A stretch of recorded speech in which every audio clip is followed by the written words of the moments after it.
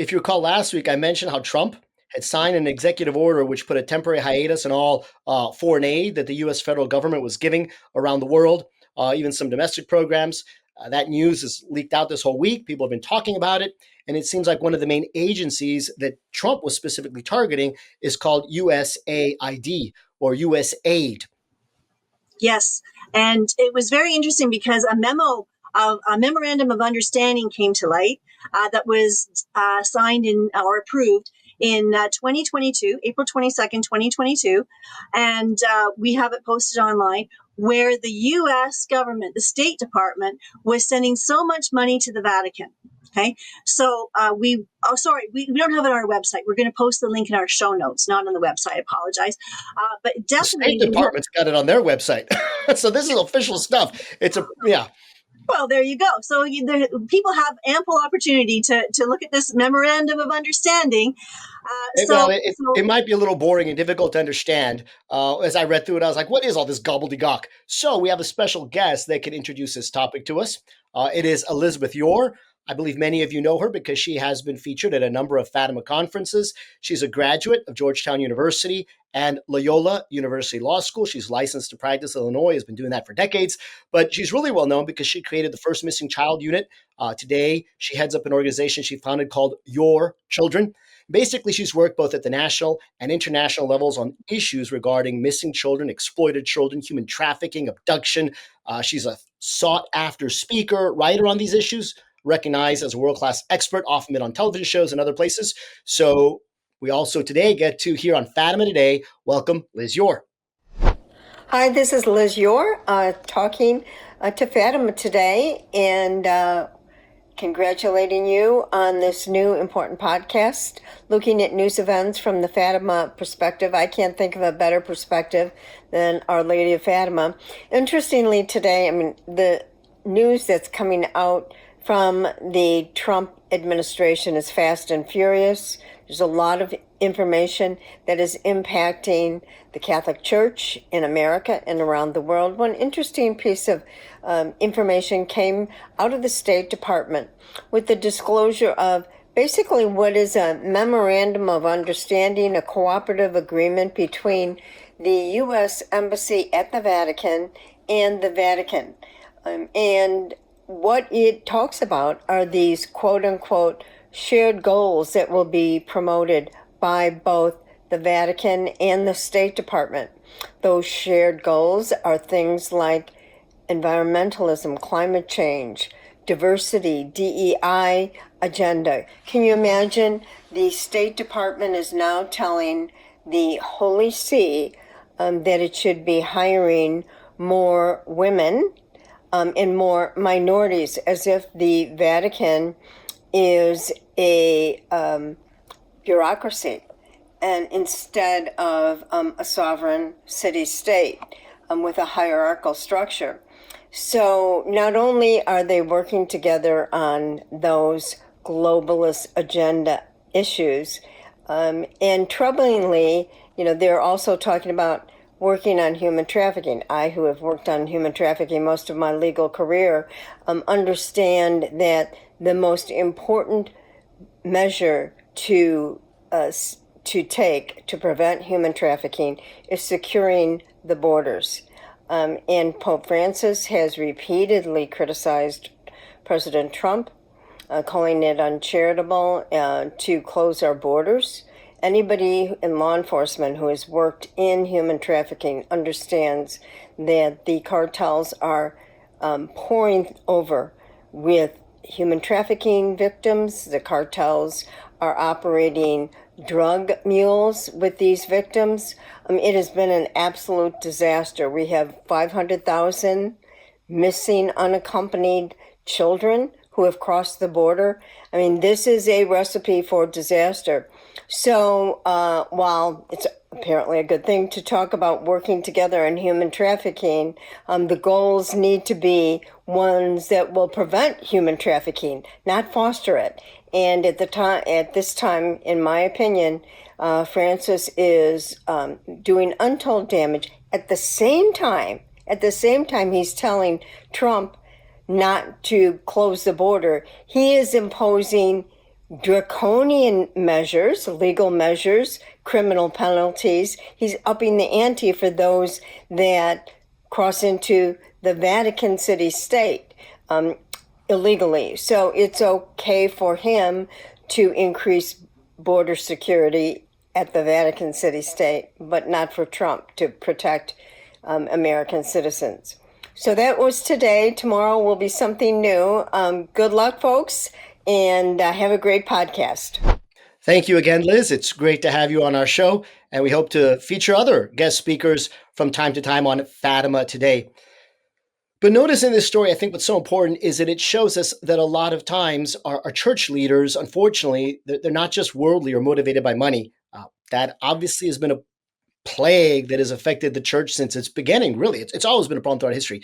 But I would say that especially since the time of Vatican II, when we sort of, quote unquote, opened the windows of the church to let the world in, that it's not just this worldly motivation, but even these heretical concepts, heretical ideas, ideas that are against the faith that have been influencing many of our leaders, like this wokeism, this transgender ideology. Again, if you read that document, and Liz gave you some highlights from it, that the State Department put out, you'll see all of these ideas have nothing to do with the Catholic faith. I mean, it's crazy. Tulsi Gabbard, not Tulsi Gabbard, it's actually the press secretary of Trump. I was watching last night. She was revealing all kinds of things that money's been going for. I mean, tens of thousands, hundreds of thousands of dollars going down to Colombia in South America so they can put on like a transgender opera, or all of these different monies going to another country. I forget where it was, in Africa and Eastern Europe, wherever it was, to do like stories for children on LGBTQ ideas. All of these really crazy ideas. I mean, they talked about how $50 million was sent to Gaza, I think it was, for condoms. I mean, so we're using these monies, and a lot of these monies are actually getting funded through some of these Catholic charities that are overseen by the Vatican and U.S. bishops. So it's really a great crisis, a great travesty that we have to be aware of and do our best to put a stop to. Yeah, I think that this is really indicative of the ongoing infiltration into the church. You know, David, you and I spoke about this on the video that we had done on communism, about our issue on communism. And I spoke about Bella Dodd and how she put communist agents into the church. Well, that was back in the 30s, but this is still ongoing. Governments are still trying to infiltrate the church. I mean, we have a WikiLeaks document, or a series of documents of emails that were leaked between John Podesta, who was Hillary Clinton's campaign manager, in 2011, 2012 kind of time frame, where he was talking about the Catholic Spring, where he had these organizations that were Catholic, supposedly Catholic organizations. They were called the Alliance for the Common Good, Catholics United. And basically, these organizations were trying to put pressure on the United States Conference of Catholic Bishops to pay for contraception, abortion, all of these anti-life measures for their employees. Okay, and all kinds of other things that these organizations were to be used for. Not only that, but those organizations received $450,000 by George Soros's Open Society organization. Now, they haven't received it lately, but they did receive those funds between 2006 and 2010. And so, they're trying to, there is this infiltration where they're trying to undermine the actual Catholic teachings, where people are trying to be faithful to the gospel, and they're bringing in all of this other ideology and calling it Catholic. Yeah, and these monies have been going way back. So there's actually records, you can find them online, where, for example, Obama, when he was much younger and went to get Saul Alinsky training, they actually have the check stub showing what paid for his training at Saul Alinsky, and it was signed by the Archdiocese of Chicago.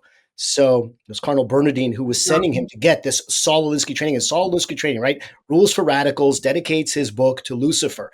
John Podesta, who you mentioned, obviously he was already involved with Obama earlier. I mean, in 2008, they were already approaching the bishops. Bishop Chaput, who at that time was overseeing Philadelphia, I believe. He was in Denver before. But he has given a very frank interview. You can find it online, where he talks about different people approaching him from the Obama campaign to do these things that you were mentioning, Monique.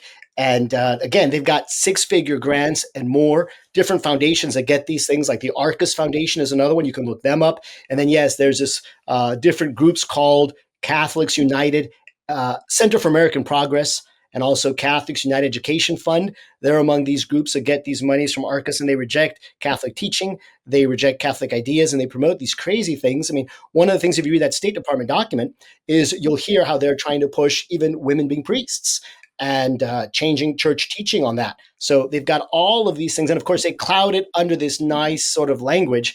That one quote I thought it was interesting was from Sandy Newman that you mentioned in one of those emails, but she said, quote, "There needs to be a Catholic spring in which Catholics themselves demand the end of a Middle Ages dictatorship and the beginning of a little democracy and respect for gender equality in the Catholic Church." And so you really see what they're after. They'll throw in the nice sounding words, but what it ultimately is it's they want to bring in the devil's ideas and the revolutionary ideas into the church. And too many of our church leaders have been cooperating with this, getting monies to further it. And so that's where hopefully this stoppage of U.S. aid monies will shed a light on some of these problems. It highlights for me, especially, we've talked about this before on various conferences, but when they asked this to Lucia about the third secret, she said, well, it's all in scripture. Just go look at it, especially Apocalypse chapters 8 through 13. And for lack of time, I'll just mention one really important data point everyone should know. Chapter 13 is where the dragon who attacks the lady, the devil, appears with his two beasts, the beast from the sea, which is always understood as political power, political might, and then the beast of the land, who looks like a lamb with horns and speaks like the dragon. And that's always the false religious authorities, and how the two then work together in concert. The beast of the land works with the beast of the sea to lead God's people astray, to lead them to apostasy, to worship the sea of the beast and the Antichrist and the devil ultimately. And so there are these forces that Lucia points us to and says, look at the third secret. It's about how political power gets enmeshed with the abuse of religious authority, false religious leaders, or religious leaders falsely promoting the gospel, looking like a lamb but speaking like the dragon. And this is what the third secret's about. And when you see all this and you follow the money, they always talk about following the money. You're really going to see that we are living in those times right now. Again, that's why we've got to respond to the message of Fatima that Our Lady gives us.